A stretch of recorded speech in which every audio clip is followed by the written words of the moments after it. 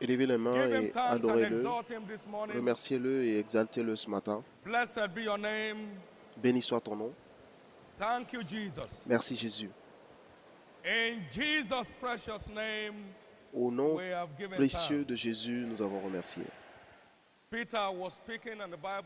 Pierre parlait et la Bible a dit que le Saint-Esprit est descendu sur tous ceux qui entendaient ces paroles. Je vois l'esprit de sagesse descendre puissamment sur tout un chacun ici ce matin.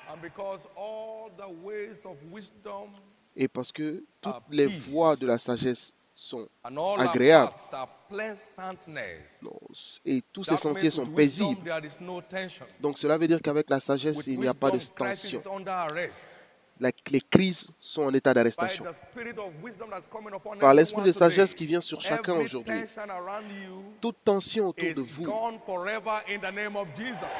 sont terminées pour toujours au nom de Jésus. Toute pression sur vos vies, toute pression sur vos affaires, toute pression sur votre carrière sont terminées ce matin au nom de Jésus.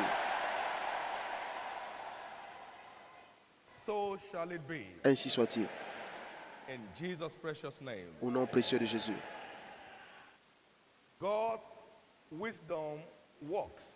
La sagesse de Dieu marche. Et ses œuvres ne sont pas cachées.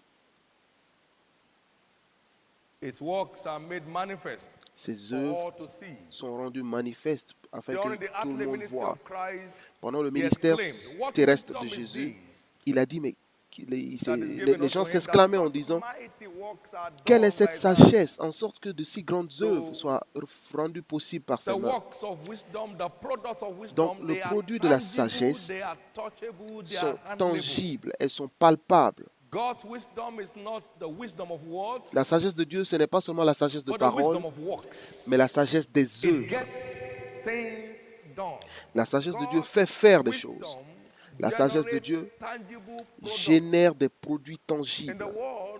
Dans le monde, nous célébrons des paroles, de grands discours. Mais la sagesse de Dieu ne consiste pas en des mots, mais en des produits tangibles. Le Seigneur, par la sagesse, a formé la terre. Et c'est par la compréhension qu'il a établi les cieux. Tes œuvres sont si merveilleuses. C'est par ta sagesse que tu les as tous faites. Et la terre est pleine de tes richesses. Tes œuvres sont si impressionnantes.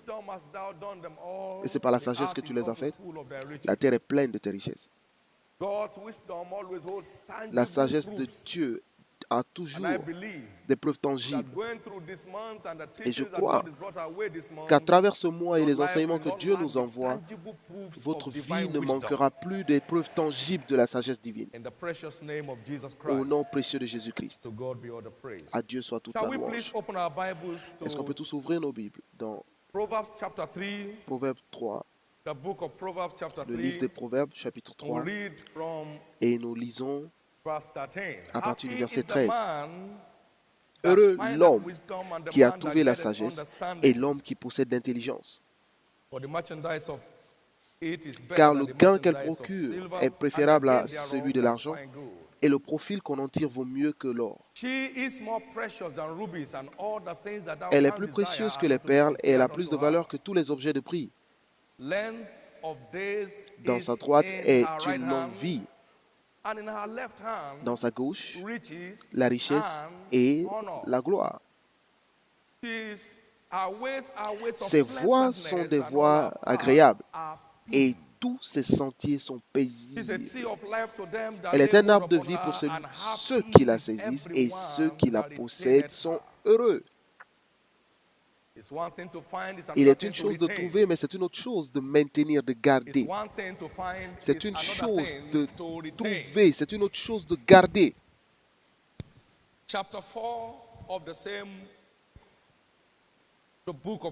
Au chapitre 4 du même livre de Proverbes, et au verset 7, Voici le commencement de la sagesse. Acquiert la sagesse. Et avec ce que tu possèdes, acquiert l'intelligence. Exalte-la et elle t'élèvera. Elle fera ta gloire si tu l'embrasses. Elle mettra sur ta tête une couronne de grâce et elle t'ornera des magnifiques diadèmes. Écoute, mon fils, et reçois mes paroles, et les années de ta vie se multiplieront. Je te montre la voie de la sagesse, je te conduis dans les sentiers de la droiture.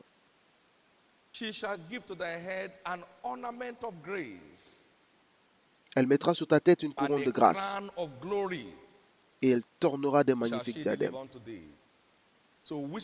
Donc la sagesse est le remède contre la honte. La sagesse élève. La sagesse de Dieu améliore aussi notre dignité humaine. Et ce matin, pendant que nous explorons ces aspects de la sagesse, et je veux croire que chacun ait un recouvrement surnaturel de sa dignité. Peu importe ce qui s'est mal passé, je vois Jésus les redresser ce matin. Je vois Jésus les redresser ce matin. Dans Proverbe 8, voici ce qu'il dit. En parlant de la sagesse. Avec moi sont la richesse et la gloire. Verset 18, Proverbe 8, 18. Les biens durables et la justice. À chaque fois que la Bible nous parle de la sagesse, la Bible parle des effets pratiques de la sagesse dans nos vies. Il y a des produits surprenants que la sagesse peut créer et envoyer à la vie dans notre vie. Parmi elles, nous avons dans les Écritures, c'est la richesse, pas seulement la richesse, mais la richesse durable. Des richesses qui ne viennent pas et repartent, mais des richesses qui viennent et se multiplient dans nos vies. La croissance continue tant que nous vivons. Donc nous allons voir très brièvement ce matin la sagesse pour une réussite, la sagesse pour une réussite permanente dans les finances. Donc tout ce que le Seigneur fait est fait pour durer, pour être éternel. Donc si nous opérons par sa sagesse, ces bénédictions dans notre vie ne seront pas seulement des va-et-vient, mais elles viendront, mais pas seulement de rester, mais elles resteront et se multiplieront. Parce que le chemin du juste est comme une lumière resplendissante dont l'éclat va croissant jusqu'au jour parfait. Donc Dieu a fait votre vie et ma vie pour une croissance continue, permanente, une élévation continue, un avancement continu, un progrès permanent. Proverbe 4, 18. L'un de mes mentors m'a une fois dit, la raison pour laquelle beaucoup de personnes tombent, c'est parce qu'ils oublient vite quelles sont les choses qui les ont élevés. Et lorsqu'ils cessent de faire ce qui les a élevés, ils commencent à tomber. Mais aucune personne ici ne tombera. Il est très important de noter que Dieu qui a appelé le seul Dieu sage est le plus riche de l'univers.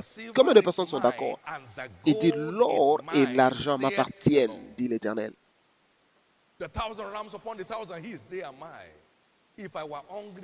Si j'avais faim, est-ce que je vous l'aurais demandé? Mais c'est de ma plénitude que vous avez tous reçu. Donc, tout ce que nous détenons individuellement, et tout ce que nous détenons dans nos familles, et tout ce que nous avons en tant que pays, et tout ce que nous avons au niveau du continent, c'est de sa plénitude que nous recevons. Le Dieu sage est l'être le plus riche de l'univers. Cela vous donne, à vous et moi, la relation qui se trouve entre la sagesse et les richesses. Pensez à Salomon. L'Éternel a donné à Salomon des richesses et il était plus sage que tous les hommes. Donc il n'est pas surprenant qu'il ait été l'homme le plus riche de son époque. Parce que la sagesse est le gardien de la richesse. La sagesse est la gardienne, de la richesse. Tous les rois de la terre venaient à Salomon pour écouter la sagesse de Salomon. Et lorsque la reine de Saba est arrivée, elle a dit, je n'ai pas entendu la moitié de la gloire que j'ai vue et qui est le produit de ta sagesse. C'est la sagesse de Dieu qui donne les richesses de Dieu. C'est la sagesse de Dieu qui donne naissance à la richesse de Dieu. Alors je veux que vous écoutiez très attentivement parce que la position d'une personne change permanemment aujourd'hui. C'est pourquoi Salomon l'a appelé les biens durables et justes. Pas des biens de l'escroquerie, mais des biens durables et justes. Pas de la tromperie, des richesses durables et justes. Vous n'aurez pas besoin d'escroquer pour marcher dans la plénitude de son programme de richesse. Il y a des vraies richesses et il y a des fausses richesses. Et lorsque vous savez ce qu'il faut pour avoir les vraies richesses, parce que les vraies richesses viennent de l'application de la vérité. Et cela continue de grandir et de se multiplier dans vos mains.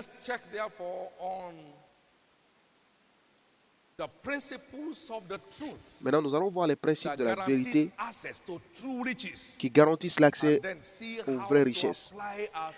Et ensuite, nous verrons comment nous y employer. Ma Bible me dit,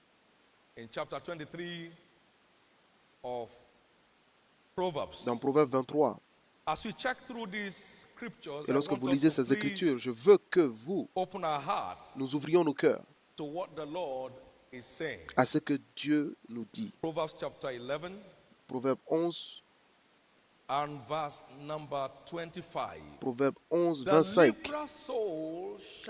L'âme bienfaisante sera rassasiée,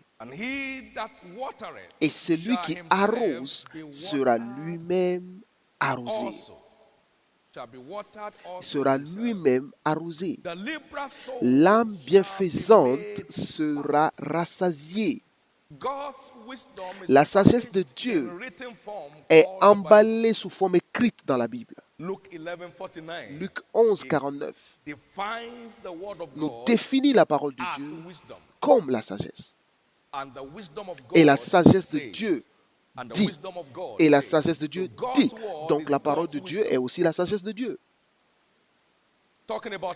En parlant de Timothée, il a dit, depuis l'enfance, tu as connu les saintes écritures qui sont capables de te rendre sage vers le salut. Donc la parole de Dieu rend sage. 2 Timothée 3, 15.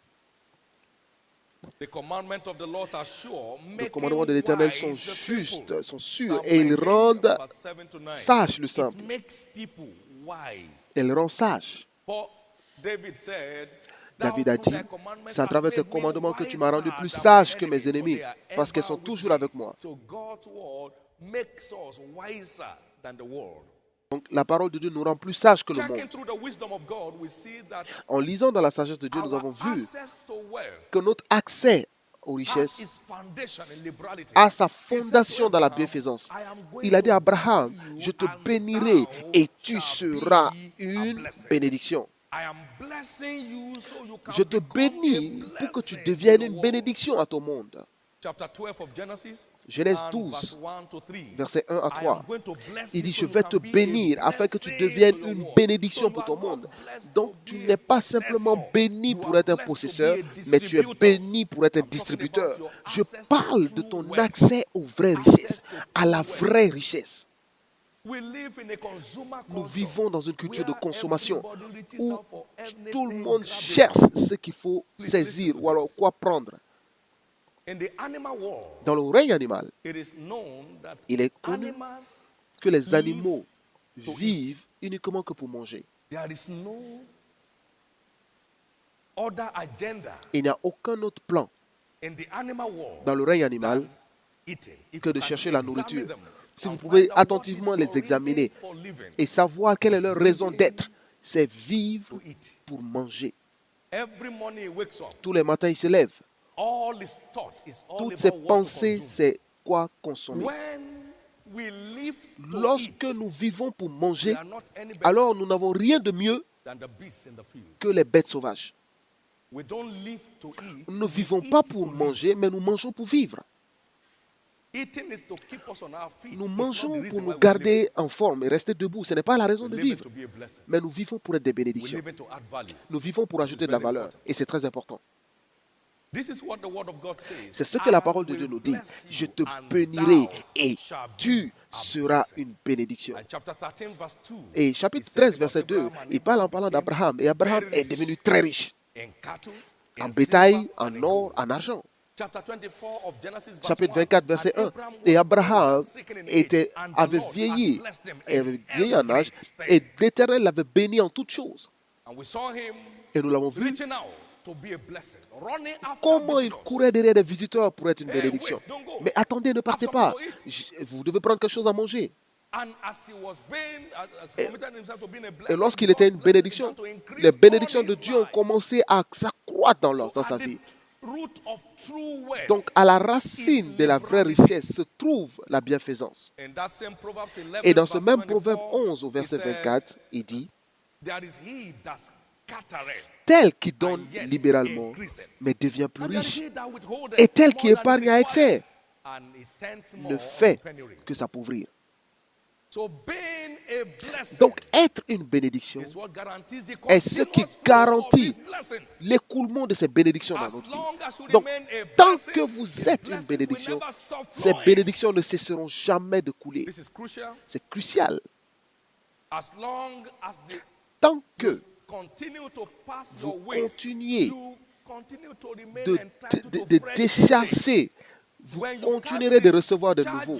Si vous êtes incapable de décharger vos déchets, vous n'allez rien recevoir de nouveau. Parce que cela n'a aucun goût pour vous. C'est votre décharge qui détermine ce que vous recevez de nouveau. Donc pour que vous et moi, nous continuions d'avoir l'écoulement de ces bénédictions, nous devons continuer de décharger. Continuer de décharger. Continuer de décharger. C'est très important. Et c'est très important parce que cette loi marche. Ça marche partout. Tel qui donne libéralement, mais qui s'enrichit. Mais tel qui épargne à l'excès ne fait que s'appauvrir. Il ne fait que s'appauvrir. Il ne fait que s'appauvrir. Aucune personne ici ne s'appauvrira. Mais vous vous élèverez. Vous continuerez de vous élever. Au nom de Jésus-Christ. Vous voyez, lorsque la fondation est détruite, le juste ne peut rien faire. Le but de Dieu pour vous bénir, c'est que vous soyez une bénédiction. Et cela n'a pas changé, cela n'a jamais changé. Ma Bible me dit dans 1 Timothée 6, verset 17, recommande aux riches de votre siècle de ne pas être orgueilleux et de mettre leur confiance en des richesses incertaines, mais de mettre leur confiance dans leur Dieu, dans le Dieu, afin de faire le bien, d'être riche en bonne œuvre, d'avoir de la libéralité et de la générosité, et de s'amasser ainsi pour l'avenir un trésor placé sur un fondement solide, afin de saisir la vie éternelle. 1 Timothée 6, 17 à 19. Dis-leur, recommande-leur, afin qu'ils ne s'appauvrissent. Dis à ceux qui sont riches de ne pas être orgueilleux et de ne pas mettre des espérances dans des richesses incertaines, mais de nous mettre en Dieu qui nous donne avec abondance toutes choses pour que nous puissions, nous en jouissions. Recommande-leur de faire du bien. Recommande-leur de faire du bien aux autres. D'être riches en bonnes œuvres. D'avoir de la libéralité, d'avoir de la générosité, pour ainsi s'amasser ainsi pour l'avenir, un trésor placé sur un fondement solide, afin de saisir la vie éternelle et les richesses que j'ai gardées pour eux dans l'éternité. Dis-leur, recommande-leur. La Bible dit, Dieu est capable de faire abonder vers nous toute grâce, afin que lorsque nous avons suffisamment en toutes choses, donc ces bénédictions sont pour que vous et moi puissions faire toute bonne œuvre. Donc cela veut dire que nous sommes bénis pour abonder en toute bonne œuvre. Donc, c'est très important. Il y a tellement d'histoires étranges dans notre histoire, dans notre pays, tous les ex-ceci, ex-cela, qui ont amassé toute forme de fortune indue et qui payent aujourd'hui très cher. Ils payent dans des devises. Mais les vraies richesses de Dieu ont cette fondation. La prospérité durable de Dieu nécessite votre bienfaisance réelle, la capacité de bénir, la capacité de donner la joie à une autre personne, la capacité de distribuer sa grâce au bénéfice de l'humanité. Donc c'est la façon d'accéder aux richesses durables, aux richesses qui vont de génération en génération. Du psaume de bienvenue que nous avons dit, béni soit l'homme. Psaume 112, versets 1 à 3. Heureux l'homme qui craint l'Éternel et qui marche dans ses commandements. Sa postérité sera puissante sur la terre, la génération des hommes droits sera bénie. Il a dans sa maison bien-être et richesse. Donc lorsque vous marchez selon sa sagesse, cela va de génération en génération. Que les bénédictions de Dieu dans votre vie ne s'arrêtent pas seulement à vous, mais que cela parte de génération en génération. Que ceux qui viennent après vous tirent des vertus de ce que vous faites aujourd'hui. The root of sustained prosperity is practical liberality. La racine d'une prospérité durable, c'est la bienfaisance pratique. Ce que vous accumulez n'améliore pas votre destinée,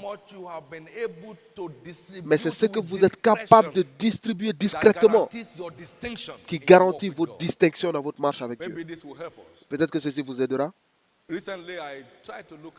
Récemment, j'ai essayé de voir l'histoire des 10 personnes les plus riches de l'histoire moderne de l'humanité. Et il y a cet homme appelé John D. Rockefeller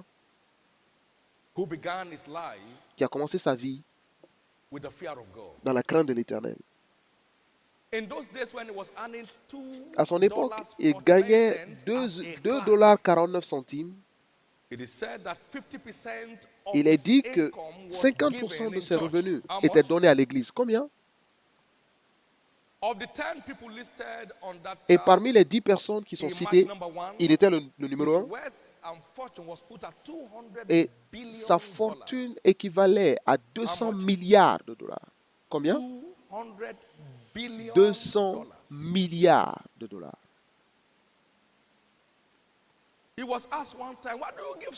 Et on lui a demandé à une fois, pourquoi donnes-tu autant? Parce qu'il a donné en une seule fois 500 millions de dollars. On lui a donné, pourquoi tu donnes autant? À l'église. Il dit, mais c'est quoi votre problème? Dieu me l'a donné en première.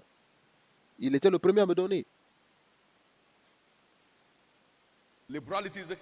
La bienfaisance est la clé. Et là, après sa mort, la fortune continue.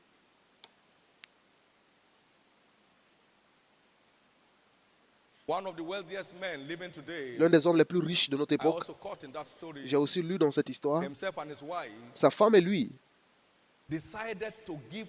ont décidé de donner 90% de leur fortune aux œuvres de charité.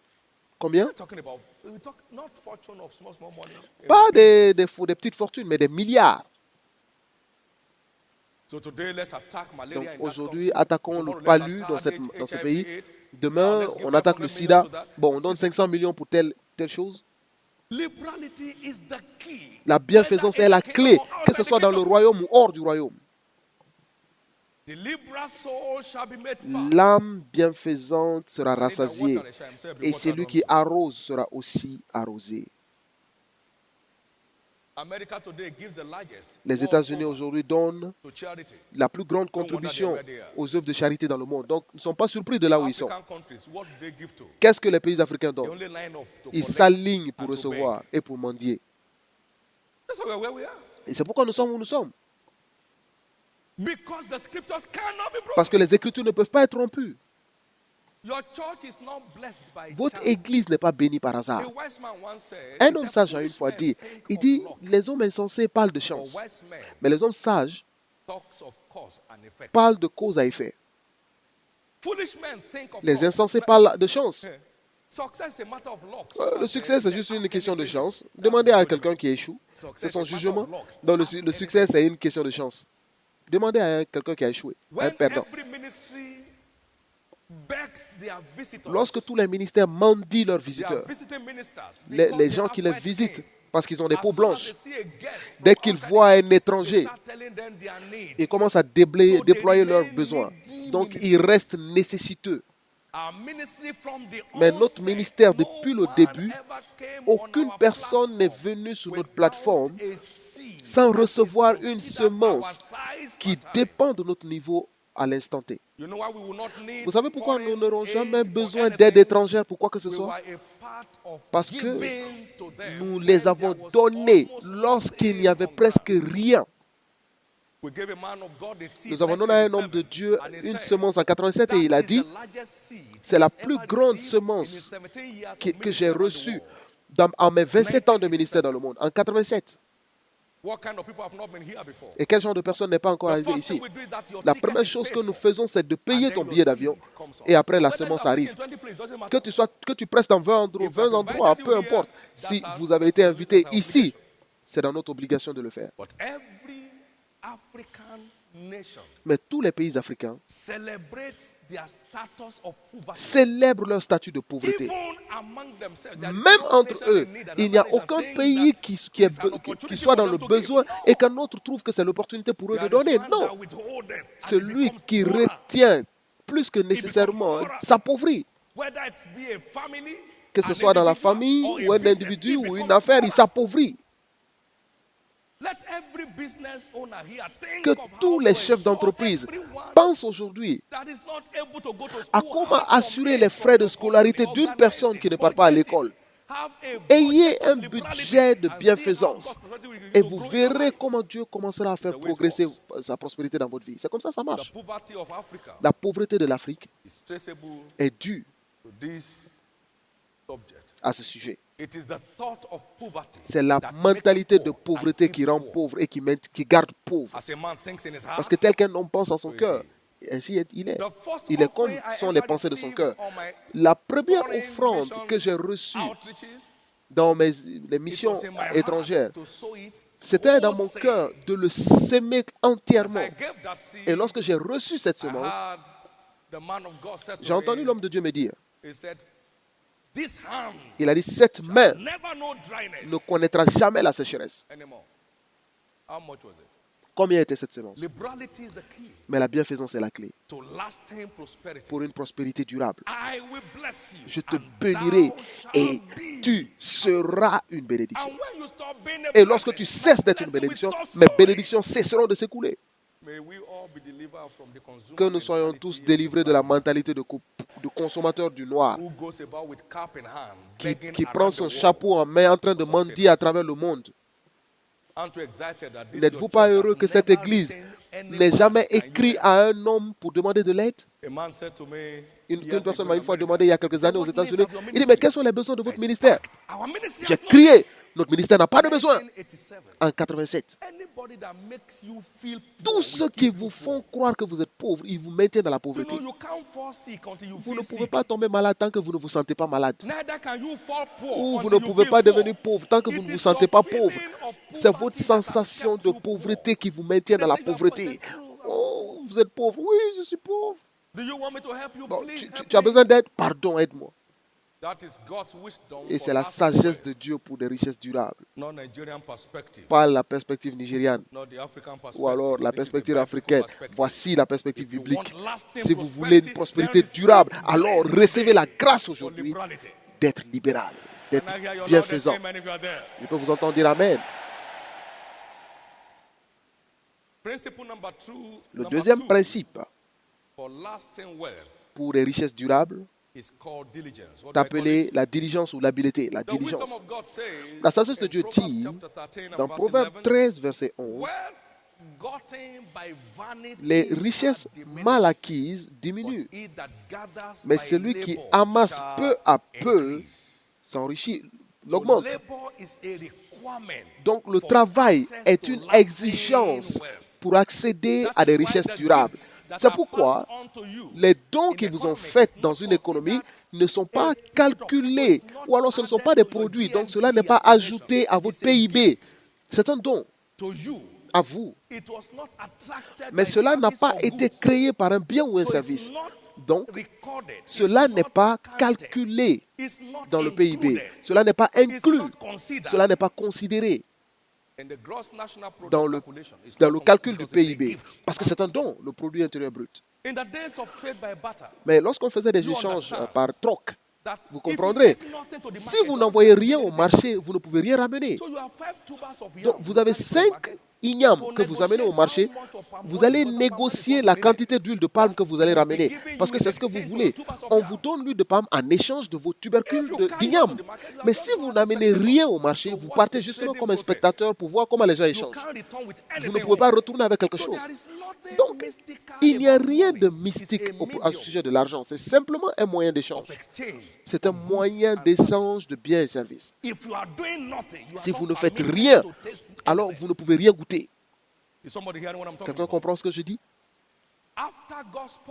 Après que Dieu ait parlé à Abraham, la Bible dit qu'Abraham est devenu très riche en bétail. Il est devenu riche en quoi? Même à l'âge de 75 ans, ce n'était pas une excuse pour ne pas travailler. Il avait 75 ans lorsqu'il était appelé, mais il est devenu très riche. Il devait faire quelque chose pour attirer la fortune. Beaucoup d'entre nous planifient comment laisser de l'argent à leurs enfants pour ne pas qu'ils travaillent. Mais s'ils ne travaillent pas, ils n'auront pas de valeur. Abraham était le plus riche de son époque, mais Isaac devait travailler avant qu'il assure sa propre fortune, sa propre valeur. Et Isaac a creusé des puits que son papa avait creusé. Les Philistins ont rempli. Il est revenu, il a creusé encore. Et ils l'ont laissé tranquille. Isaac n'était pas un plaisantin, il était un creuseur. Et Isaac est devenu grand jusqu'à ce que les Philistins lui portèrent envie. Sa fortune a répondu au travail de ses mains. Genèse 26, verset 12 à 14. Genèse 26, verset 12 à 14. Écoutez ceci. Abraham a travaillé pour accéder à cette fortune. Isaac a aussi travaillé pour y accéder. Et Jacob a travaillé. Et il dit, j'ai toute chose. J'ai tout ce qu'il faut. La pauvreté de l'homme noir est aussi due à la paresse. À l'oisiveté. Ne rien faire et vouloir tout. Marcher pour faire de la politique, pour avoir de l'aide, c'est une insulte. Avez-vous vu un homme habile dans son ouvrage? Il se tiendra auprès des rois, il ne se tiendra pas auprès des hommes obscurs. Avez-vous vu un homme habile dans son ouvrage? Il se tiendra auprès des rois et non auprès des hommes obscurs. Votre université d'Alliance se tient ici. Il n'y a personne qui meurt ici pour avoir de l'aide de l'État. C'est fait exprès. Même lorsqu'on a reçu de l'aide du gouvernement, ça a été rejeté. Avez-vous vu un homme habile dans son ouvrage? Il se tiendra auprès des rois et non auprès des hommes obscurs. La bienfaisance, oui. Mais sans la diligence, votre accès sera empiété. Et en fait, vous n'aurez plus rien avec quoi être bienfaisant. Donc il est temps de se réveiller. Voici la sagesse de Dieu pour la richesse. Les richesses mal acquises diminuent, mais celui qui amasse peu à peu l'augmente. La richesse acquise en ne faisant rien disparaîtra. Ne savez-vous pas qu'il y a un proverbe chez nous qui dit « Un enfant qui dépend de l'héritage de son père s'est inscrit dans l'école de la pauvreté ». Cela veut dire qu'il n'y a aucun moyen pour un héritage d'ajouter votre dignité. Non. Vous pouvez imaginer si je portais les vêtements de mon père lorsqu'il était en vie et vous me voyez sur l'autel, qu'allez-vous dire? Bon, est-ce qu'on a eu une comédie aujourd'hui? Bon, est-ce que le bishop fait partie maintenant de la compagnie de Joël? Parce que ce n'est pas la même mesure. Ce n'est pas la même taille. Est-ce que vous pensez que votre enfant va porter votre chaussure? Ou alors il mettra des papiers toilettes devant votre chaussure pour les porter parce que c'est trop grand? Vous n'aurez pas ce genre d'expérience. De la même façon que vous suivez vos parents aujourd'hui, vos enfants aussi doivent vous suivre. Mais ils ne vivront pas comme des charges sur votre vie. Vous voyez, le remède contre la charge, c'est la responsabilité. Le remède contre la responsabilité, pardon, la charge, c'est la responsabilité. À chaque fois, je demande à un homme, qu'est-ce que tu fais? Et il ne peut pas me le dire, me répondre. Donc, il perd le respect. Au début du ministère, j'ai dit aux gens à la cellule, j'ai dit, lorsque vous venez dans mon bureau le matin et vous me dites que vous venez simplement me dire bonjour, vous perdez mon respect immédiatement. Parce que vous dites bonjour le matin. Quand est-ce que vous travaillez? Quand est-ce que vous travaillez? Va voir la fourmi paresseux et apprends. Celui qui n'a ni superviseur ni maître, mais prépare sa nourriture pendant l'été. Il les emmagasine pendant l'hiver. La raison de votre pauvreté est que vous ne travaillez pas. Et si vous ne travaillez pas, vous êtes sûr de perdre la valeur. C'est le temps de revenir à la sagesse biblique pour la prospérité durable. Le troisième principe est appelé la prudence. Comment on l'appelle? La prudence. Vous êtes tous familiers de l'histoire du fils prodige. La Bible dit dans Luc 15 qu'il a gaspillé ses ressources dans une vie de débauche. Il a gâché ses substances. Et il y eut une famine dans le pays. Et il était dans le besoin.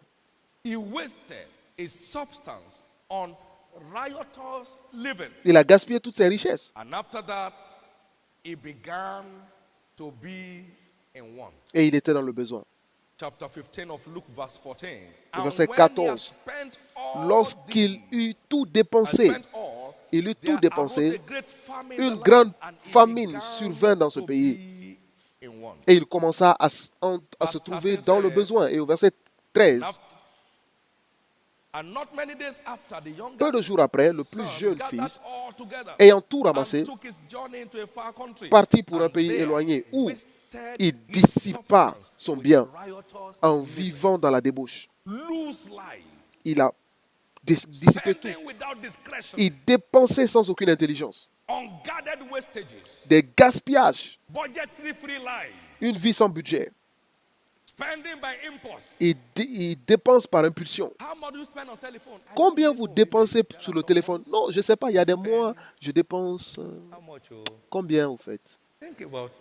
Bon, je pense autour de... Bon, je ne peux même pas dire. Il a dissipé ses biens dans une vie de débauche. Et il a commencé à se trouver dans le besoin. Il a dissipé ses biens. Souvenez-vous, un petit trou peut faire couler un grand bateau. Si vous ne voulez pas que votre destinée se coule, alors il faut boucher le trou avant de couler. Dans Proverbe 18, verset 9,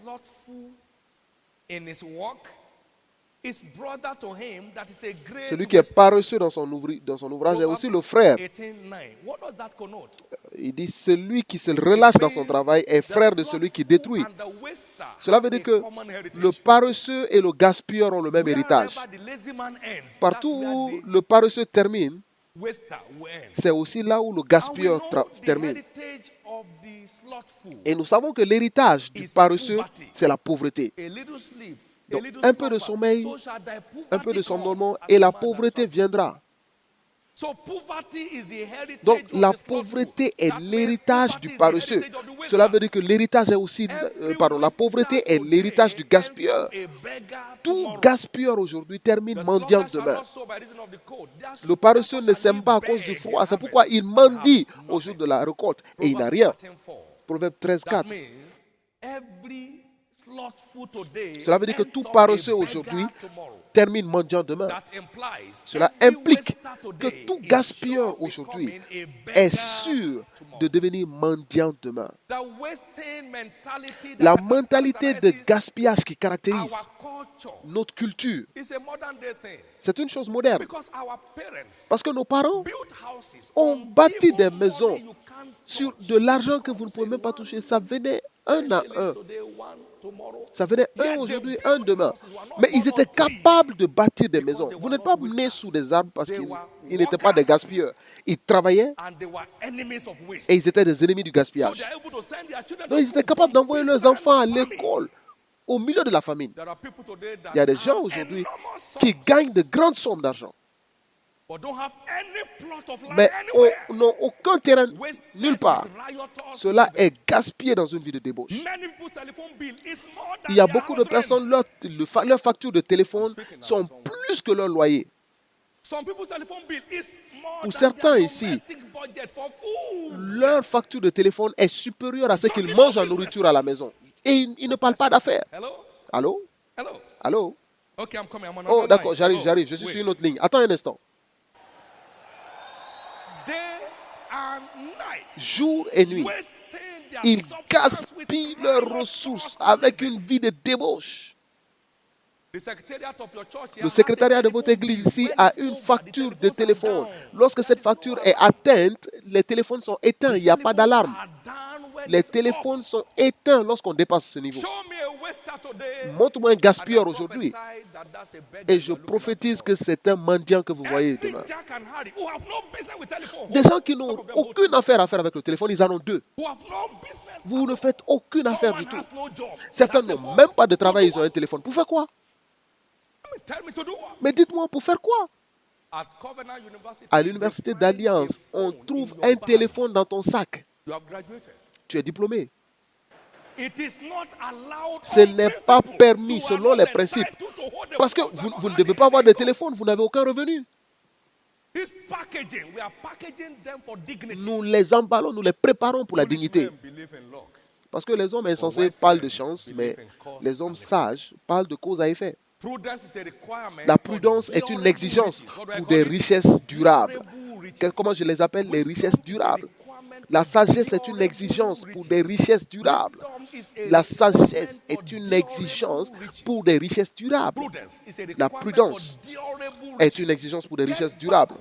Repartez à la maison et bloquez toutes ces dépenses inutiles, des dépenses inutiles, et ordonnez bien vos priorités. Certains n'ont jamais rien envoyé à leurs parents qui soit même comparable à ce qu'ils dépensent dans leur téléphone. Tout appel qui vise à régler un problème, à attirer des nouveaux clients, c'est des affaires. Bon, comment ça va? Comment était l'église aujourd'hui? Bon, qu'est-ce que tu as noté? Ça sert à quoi? Est-ce que tu es un examinateur? Ce n'est pas nécessaire. Ce n'est pas nécessaire. Sauf si j'ai quelque chose à faire avec toi. Jusqu'à 12 heures chaque jour, aucun appel. Tu m'appelles pourquoi? C'est le moment de préparer le jour, d'envoyer les problèmes en perspective et de planifier les choses à exécuter et d'exécuter les choses, les urgences initiales avant de répondre à un appel. Il y a des jours sans téléphone dans mon agenda. Je n'en ai pas besoin. Si votre loyer est 3 000 pour ceux qui commencent leur vie, et votre facture téléphonique est 5 000 ou 6 000, mais qu'est-ce que vous faites? Maintenant, calculez le pourcentage de ce que vous dépensez. Vous verrez que ce que vous donnez en dîmes est inférieur à ce que vous gaspillez dans votre téléphone.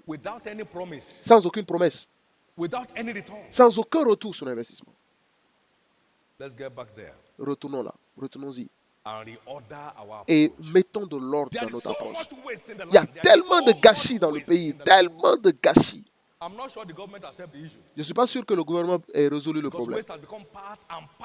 Parce que le gaspillage est aujourd'hui l'habitude de tous les gouvernements au Nigeria. On donne un contrat qui n'est pas exécuté.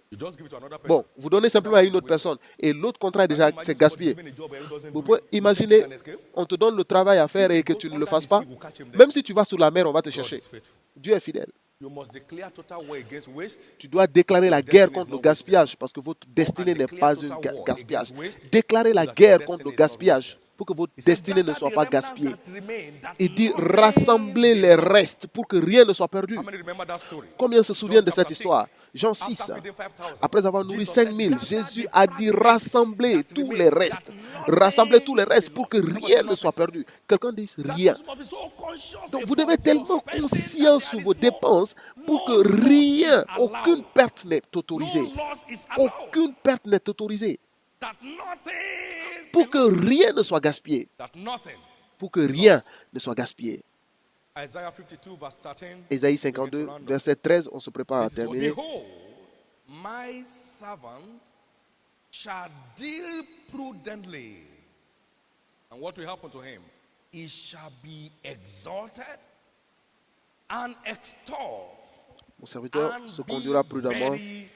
Il sera exalté et il sera élevé. Ésaïe 52, verset 13. Mon serviteur prospérera, il montera et il s'élèvera bien haut. Le résultat est qu'il s'élèvera et il s'élèvera bien haut. Et c'est vous à partir d'aujourd'hui. Et je parle de vous à partir d'aujourd'hui.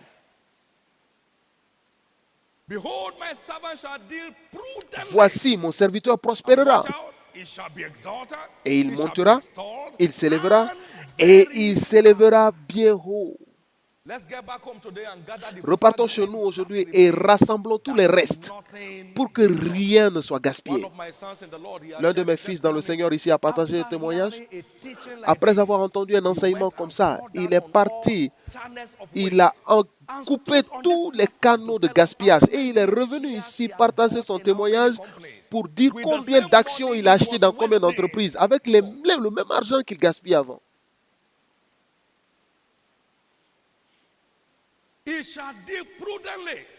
Il prospérera. Il montera. Il s'élèvera. Il s'élèvera bien haut. Et c'est là où chacun de nous ici part. Dans vos affaires, plus de gaspillage. Dans vos finances à la famille, plus de gaspillage.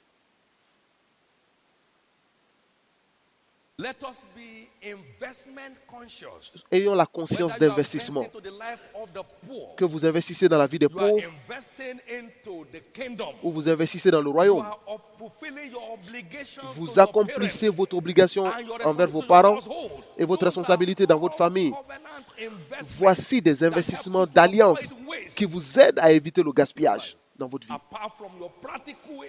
À part votre investissement pratique dans des stocks, dans des options, dans des actions, nous devons combattre le gaspillage, rassembler les restes. Je veux que vous mettiez l'accent sur ce mot-là, rien, pour que rien ne soit perdu. Pour que rien ne soit perdu. Rassembler les restes, pour que rien ne soit perdu. Ce n'est pas certain, mais rien ne doit être gaspillé. Il n'y a pas de permission pour gaspiller quoi que ce soit, pour que rien ne soit perdu. Et finalement, nous avons parlé de la bienfaisance, de la diligence, nous avons parlé de la prudence, et là maintenant nous terminons avec la fidélité. Comment je l'appelle? Ou appelons ça l'intégrité financière. Parce que l'homme fidèle sera béni, mais celui qui s'enrichit avec précipitation ne sera pas innocent. Proverbe 28, verset 20. L'homme fidèle continue d'accroître sa bénédiction, mais celui qui s'enrichit,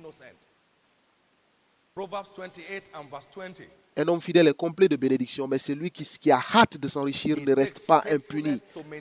Il faut de la fidélité pour maintenir votre fécondité. Well done, thou good and faithful servant. Bien fait, bon et loyal fidèle. Tu as été fidèle en peu de choses. Maintenant, sois maître sur beaucoup de choses. Combien se souviennent de cette parabole? Matthieu 25, 14 à bien fait, bon et loyal serviteur. Maintenant, tu seras maître sur beaucoup d'autres choses. Donc, il n'est pas suffisant d'être un bon gestionnaire des ressources de Dieu. Vous devez être un gestionnaire fidèle. Vous devez être fidèle dans vos relations financières. Vous comprendrez qu'on ne peut pas faire confiance à tous les chrétiens avec l'argent. Vous le savez.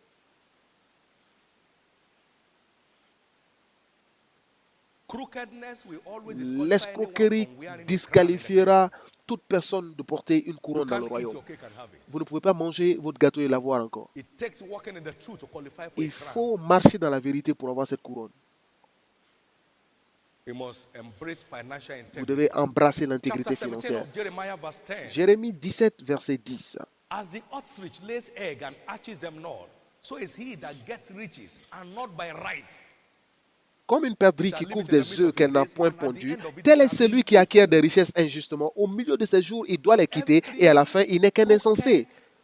Donc, tous les moyens illégitimes d'avoir de l'argent exposent votre folie à la fin. Jérémie 17, verset 11.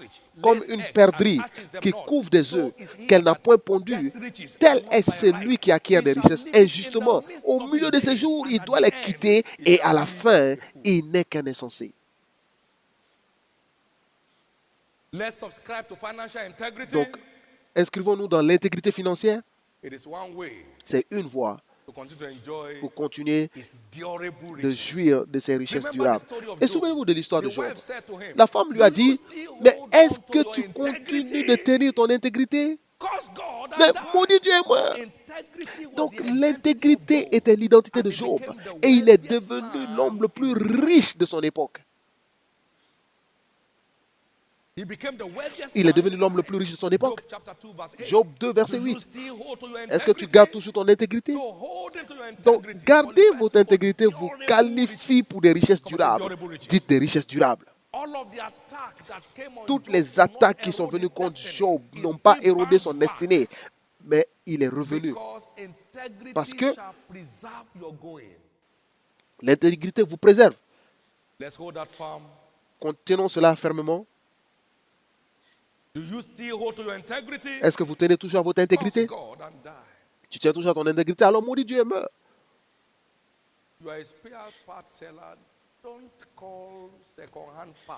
Tu es un vendeur de pièces détachées. N'appelle pas une pièce de seconde main, pièce neuve. Cela n'en va pas loin. Tu es un mécanicien moto. Ne dis pas que tu as changé une pièce alors que tu ne l'as pas changée. Tu vas rester sous ce véhicule-là pour toujours. Il faut de l'intégrité pour que vos destinées s'accomplissent. Il faut de l'intégrité. Soyez droit. Soyez droit.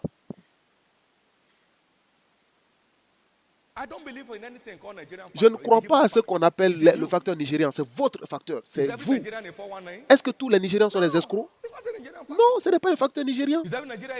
Est-ce que tous les Nigérians sont des voleurs? Non, c'est un facteur humain. C'est vous. C'est votre nature que vous manifestez. Lorsqu'un chrétien jure, je jure, j'ai acheté ça à 2 naira. Et vous savez que c'est 1 naira. Il dit Dieu. Et il va dire même au nom de Jésus. Je l'ai acheté à 2 naira. Also, you can defraud the next person.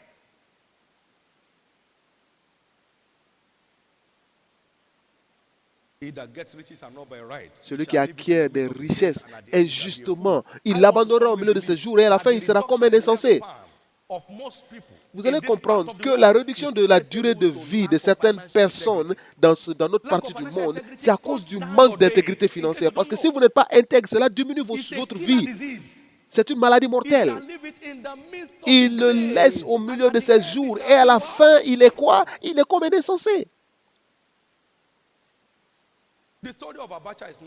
L'histoire d'Abacha n'est pas très loin. Il le laissera au milieu de ses jours et à la fin, il sera comme un insensé. Il n'est qu'un insensé. Mais que vous accomplissiez vos jours, il est temps de chercher l'intégrité financière. Cela vous aidera à vivre la tête haute au milieu des gens. Ma Bible me dit, à la fin, il n'est qu'un insensé. Mais vous ne terminerez pas vos jours comme un insensé. N'avez-vous pas entendu parler que la malédiction du Seigneur se trouve dans la maison du voleur? Donc cela veut dire que tout ce qui ne vous appartient pas, que vous volez à une autre personne, vous place sous une malédiction qui détruit, qui dévore. Et à la fin, tout est consumé, on ne peut pas les trouver. Si tous les Nigérians volent, sachez le fils de qui vous êtes. Vous appartenez à la famille de Dieu. Dieu est votre Père et Jésus est votre frère. Vous ne pouvez pas, on ne peut pas trouver cela dans la vie de Christ lorsqu'il était dans son ministère. Alors vous ne devez pas être trouvé avec cela. Pas seulement que vous ne devez pas faire partie, mais vous devez les exposer lorsque vous les voyez. On dit non, c'est un risque, c'est faux. Si vous suivez ce qui est bien, qui va vous faire du mal? Qui va vous faire du mal? Il ne faut pas voler autour de moi. Si je vois sous le champ, je vais dénoncer. Les policiers chassaient une personne à Kaduna, il est rentré dans notre bureau. Il dit, mon père, mon père, mon père. Je dis, non, non, si la police te suit, je ne suis pas ton père. Va régler ton problème d'abord et après tu m'appelles. Je lui ai dit, pardon, va avec eux, tu m'appelles après. Va avec eux. Je ne sais pas pourquoi ils te poursuivent, mais va avec eux d'abord. Va avec eux, suis-les. Et je l'ai fait sortir, je l'ai donné aux policiers. Bon, allez régler vos histoires. Est-ce que n'avez-vous pas vu, vous avez vu un voleur qu'on est en train de tuer et son père et sa mère se tiennent là? Le voleur n'a pas de père. Même si on dit ce voleur-là, Dieu l'a attrapé, on va le tuer. Le père va dire oui, oui, bien sûr, on l'a tué. Il ne va même pas vous dire que c'est lui le père. Il ne vous dira pas. Il rentre dans un bureau, je dis viens, viens. La police te cherche, viens. Allez, sortez-le. Partez. Lorsqu'il finisse, il m'appelle. Et je vais voir maintenant ce que tu as fait. Louez le nom de Jésus. Ne prenez pas part aux œuvres des ténèbres, mais faites quoi? Exposez-les. Qu'est-ce que vous faites? Mais exposez-les.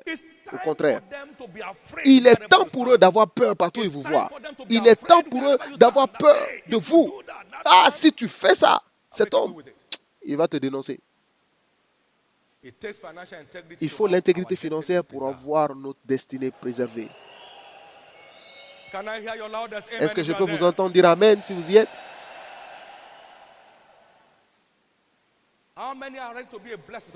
Combien sont prêts à devenir des bénédictions pour leur monde? Vous voulez devenir une bénédiction? Je veux que vous élevez ces mains et vous exprimez cela au Seigneur. Seigneur, je veux être une bénédiction pour mon monde. Commençant par ma famille étendue. La famille de Dieu à l'église, je veux rester une bénédiction. Je ne veux pas être une victime de la mentalité de consommateur. Au nom précieux de Jésus. Au nom précieux de Jésus.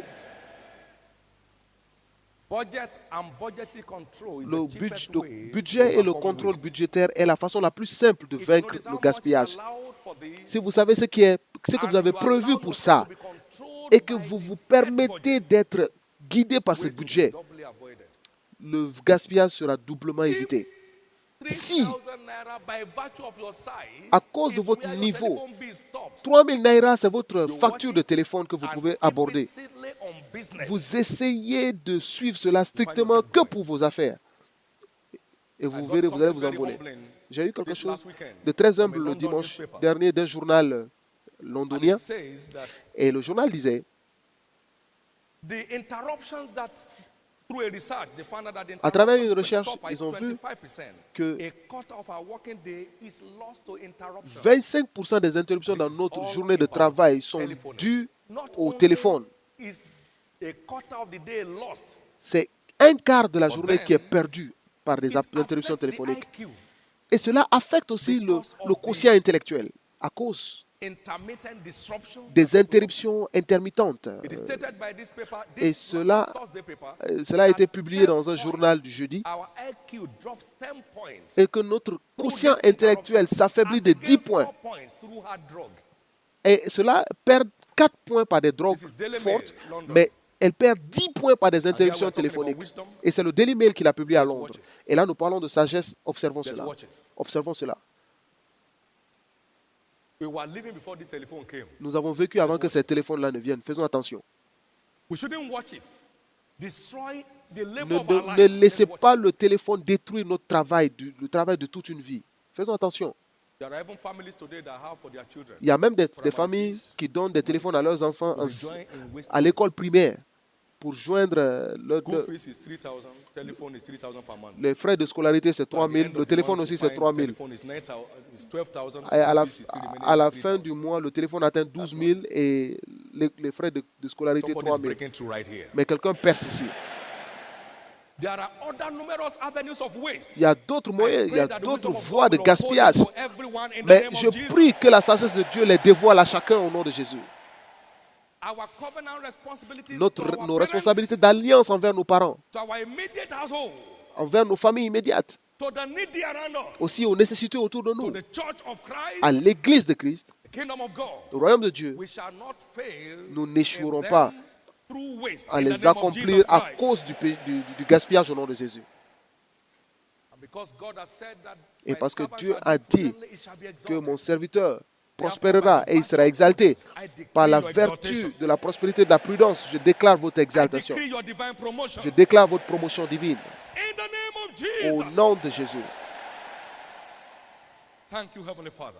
Merci, Père Céleste. Blessed be your name. Béni soit ton Saint-Nom. In Jesus'